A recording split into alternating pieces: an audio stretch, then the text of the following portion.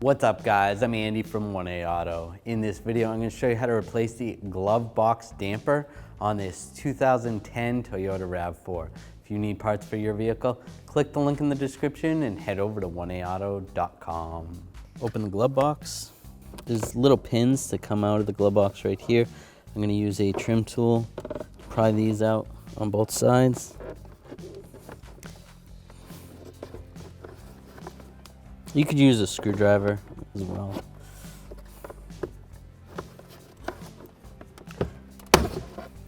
Pry that out. And then this basically slows the glove box down when you're opening it up. It's like a shock. I'm just going to take some needle nose pliers, just squeeze right here. And take my trim tool and just pop it off like that. And I can take the glove box and just slide it out.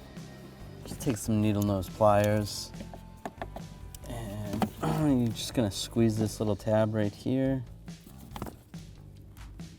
And then you should be able to slide this shock right off, just like that.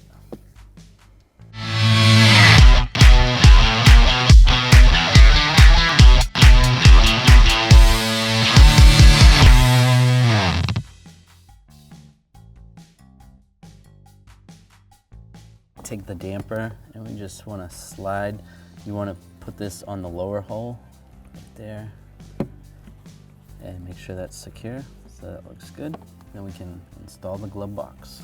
So there's these hooks that are on the bottom of the glove box. Now these are going to slide onto these rods right here on the dash panel.